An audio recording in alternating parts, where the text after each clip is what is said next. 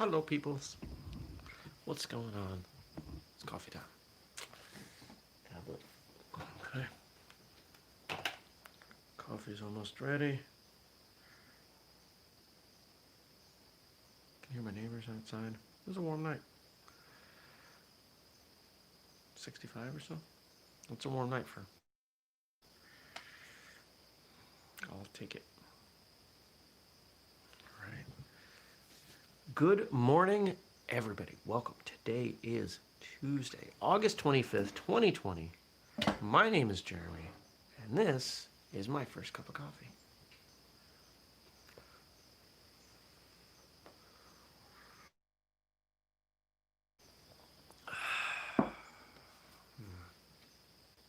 Good coffee. Good times. Good morning. Good morning. Hope you all had a great Monday.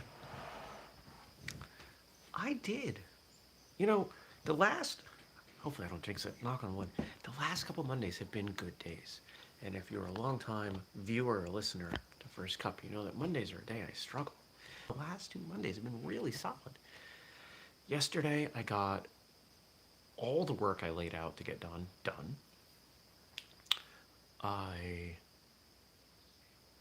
What else did I do? Had a meeting with a client that went really well. I was out of the house a good amount. Actually, 6:30? I think that was a big part of it. One of my clients is a massage therapist, structural integrator, so I had a session with him, worked on my shoulders, and I felt awesome. Then I went for a walk, came home, made some good food, bought myself a pint of Halo Top mint chip because I've been craving ice cream, and it's really the only way I can get ice cream in with the food plan that I'm doing. And watched some TV and ate that and had a great night. Slept well. Man, ready to crush Tuesday. I hope your Monday was as good. And I hope your Tuesday will be as good. What's going on today? And I hope everybody checked out yesterday's episode of Martial Arts Radio. It did go up shortly after the show. You know, sometimes things happen. Sometimes, there are people involved in the shows. And people make mistakes and have other things going on, and sometimes the internet doesn't work right for somebody. I gotta go look and see what that was. That was a tree. Which tree? There's one that I'm nervous about.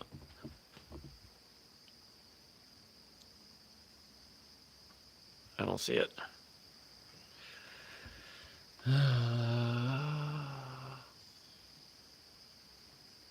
There's a big tree in my backyard that it's probably the biggest one in the woods, and it's dead. And I just heard a tree crack. And that one, if it falls, could take down the power lines. And I don't want to call the power company, because last time I did that, they absolutely destroyed a bunch of trees. The company they hired, they destroyed a bunch of trees, left crap everywhere. So I'm going to try to deal with it. Maybe not myself, but with somebody else's help. So, what was I talking about? Oh, ice cream. Jordan says, good morning, Jordan. Frank says, I didn't think you liked mint flavored ice cream. I didn't think I did either. But I was looking at the flavors and it was calling to me. And it tasted good, so I bought it.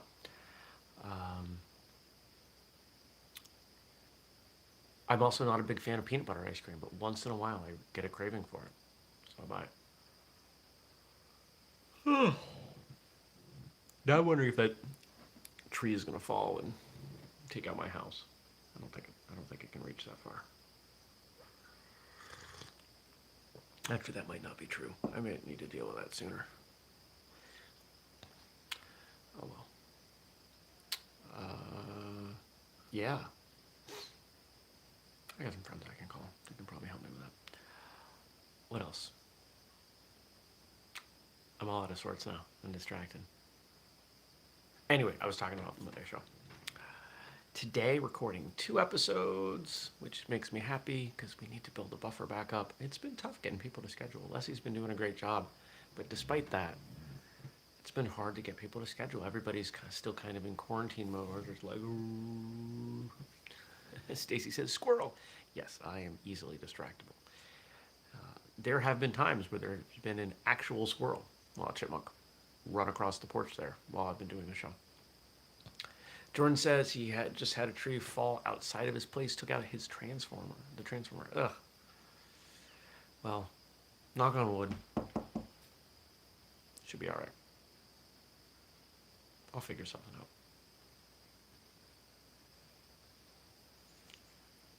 Might be, as long as it's not too dead, it could be quite a bit of firewood for me. Which I am game for. What else is going on today? Client stuff.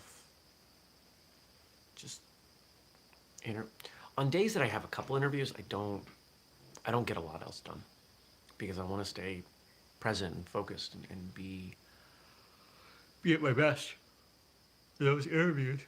I try not to do a bunch of work before or after. I need to decompress, so I'm at my best because I want to make sure that I bring you guys good conversation, good episodes. I'll probably go to the gym tonight.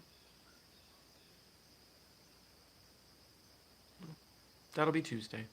Nothing terribly exciting, but Tuesday. All right, let's see what you all wrote in. Remember, if you got stuff you want me to talk about, just drop it below. Questions, comments, quotes to respond to. Anything or everything.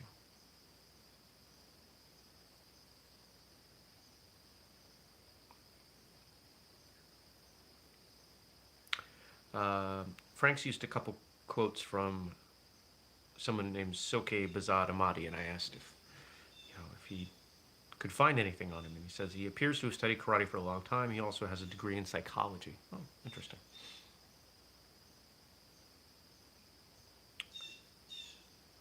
And we've got 4 quotes here today from Frank as well. The true work of the martial arts is progress, not perfection. Gene Dunn. I've been talking about that for years. Progress, not perfection. It is personal growth. We're not trying to make that punch perfect. We're trying to make the punch perfect. We're not expecting that anything we do is ever going to be flawless. It is the act of trying to make it so, despite knowing it never will be, that makes us better.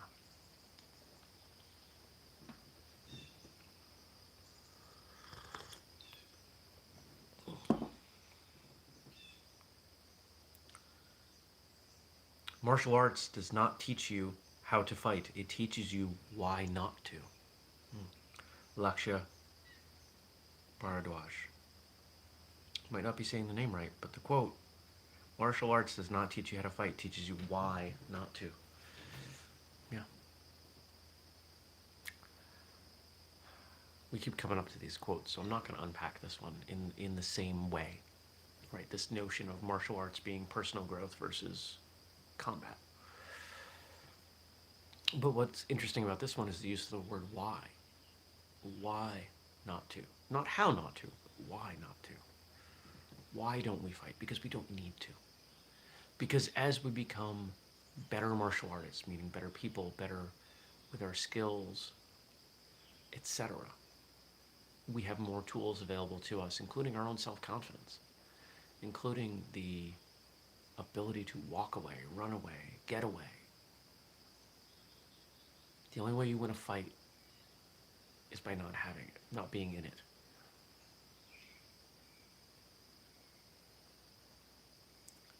Our ego can get the best of us. I was listening to a podcast yesterday, and the host, someone I know, I don't know that I'd call him a friend. I don't know him nearly that well. But we're friendly. I've been on the show.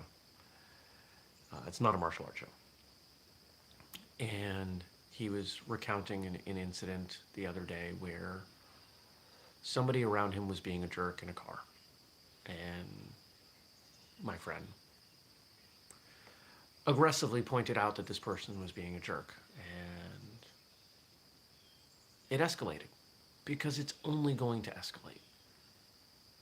It's not going to when you call someone some kind of name, when you treat them disrespectfully, that's not going to make things, it's not going to de-escalate. That's not a de-escalation tactic. You don't, you can't imagine hostage negotiators getting on the phone and belittling the person who takes the hostages. Think about it. So why let it happen? Why? Because especially thinking about this person, he's got a pretty fragile ego. He's a good guy, cares about the people around him, but he's wounded, and you can see it, you can hear it when you talk to him. I'm busy. I'm doing a show. Go eat your food. Or lay down, or something.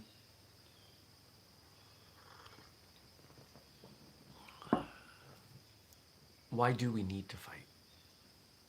We don't need to. The only time fighting is necessary is if we are unable to de-escalate or avoid the self-defense situation. Don't go to stupid places with stupid people and do stupid things, right? That's 99% of it.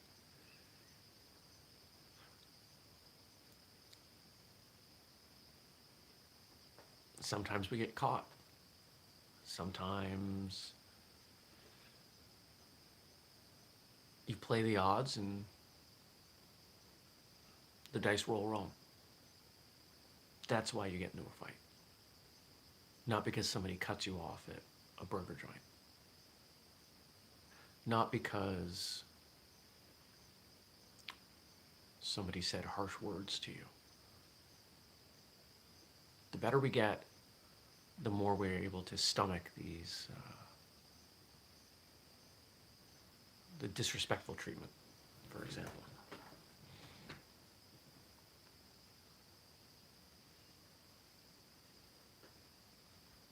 True mastery, it turns out, is not found in accumulating each and every tool under the sun.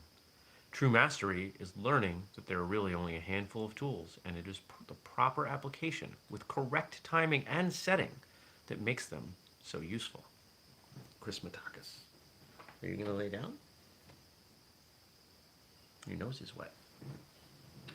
Why is your nose always wet now? Dry the nose.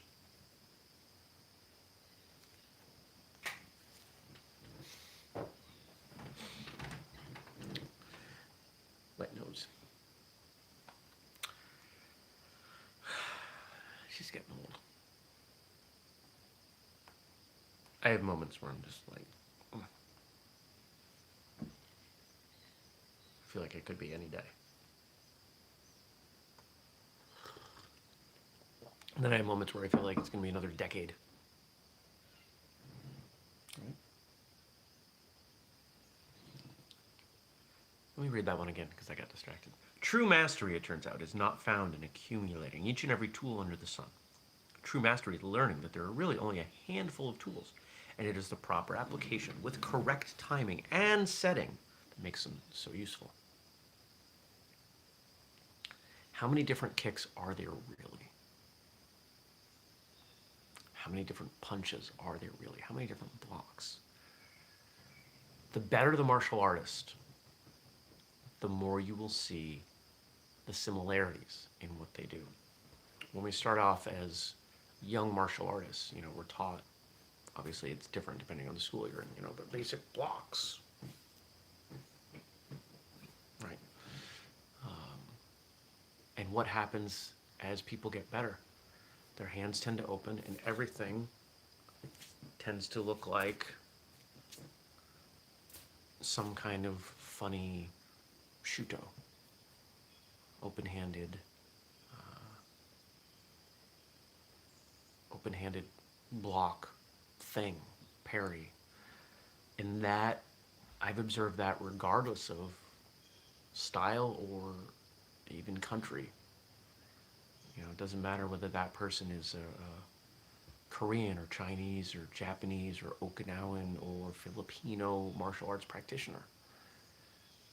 Hands tend to open because they're faster to move that way. It takes less energy. And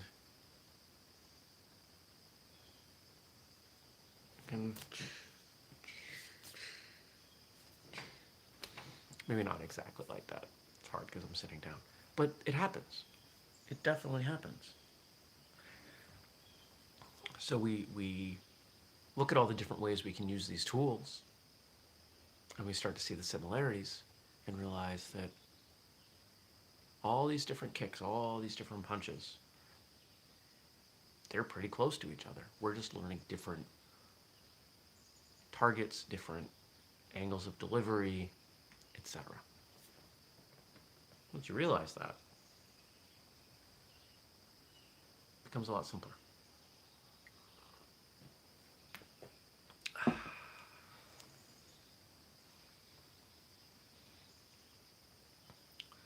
To gain mastery, you must unite the qualities of spirit, strength, technique, and the ability to take the initiative. Sadami Yamada.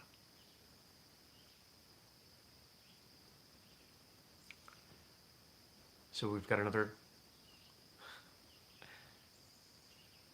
Jordan says, have a good day. Goodbye, Jordan. Have a good day. Stacy says, love to you and Kitty. Being a fur parent is not always easy. That is the truth.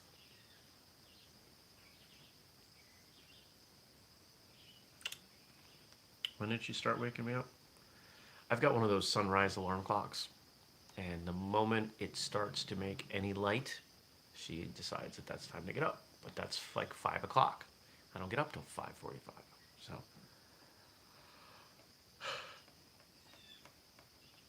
we argue about that. And I think today I got out of bed. Yeah, I did. I got out of bed and gave her a little bit of food and went back to bed. She left me alone then. If she had dry food, I could get one of those automatic ones, but she doesn't eat dry food. To gain mastery, you must unite the qualities of spirit, strength, technique. I think that makes sense. I think that's pretty obvious. And the ability to take the initiative. Where are you going?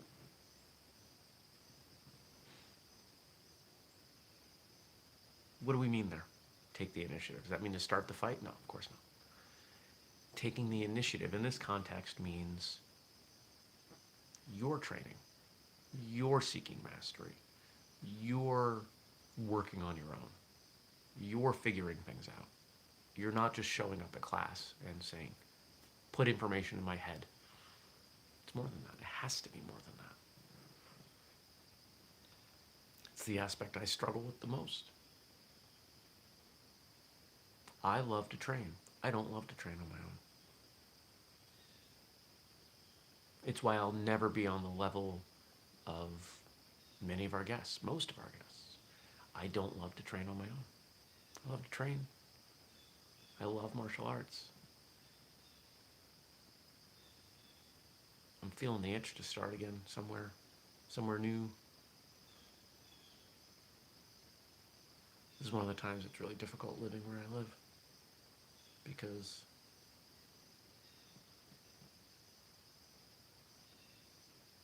well, there aren't very many options.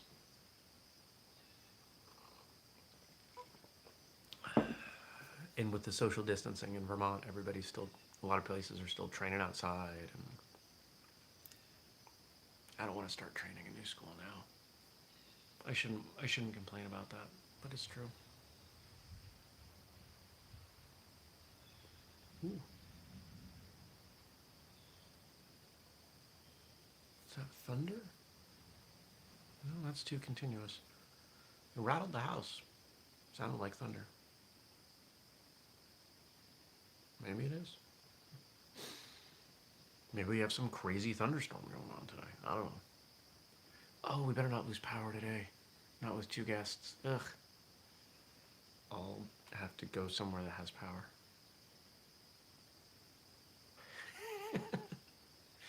There was,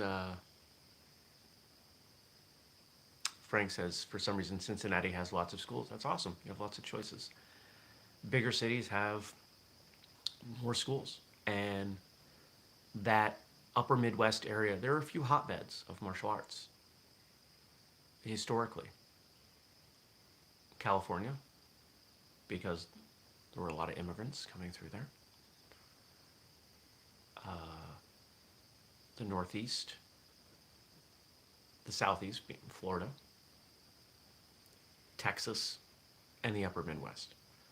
Some of it has to do with population, but it also has to do with where military bases were, where people came back to settle after combat, after tours of duty. Vermont, per capita, we've got quite a bit of martial arts. But we don't have a lot of people. So that doesn't necessarily say a lot. Let's see, within an hour drive, I've got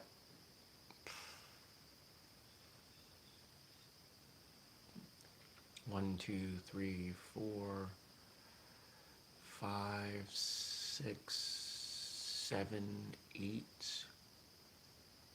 Did I count that one? 8 or 9. Probably a dozen martial arts schools in an hour. I don't want to drive an hour. So it's a lot. It's a lot of martial arts options. And I've already trained with most of those people.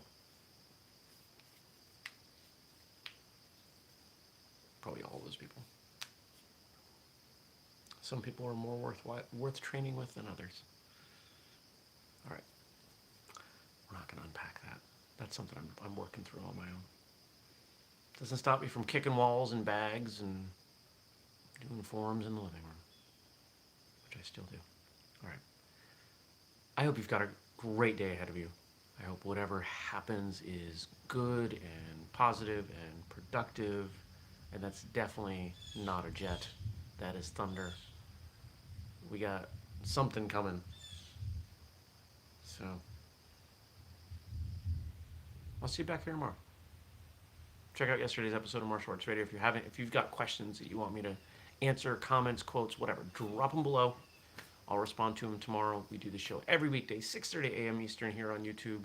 And if you want to support Whistlekick, go to whistlekick.com, buy something, use the code FIRSTCUP15, or if you want more content, support the Patreon, patreon.com/whistlekick, $2 a month and up. All right. Thank you, and I'll see you back here tomorrow. Take care. Peace.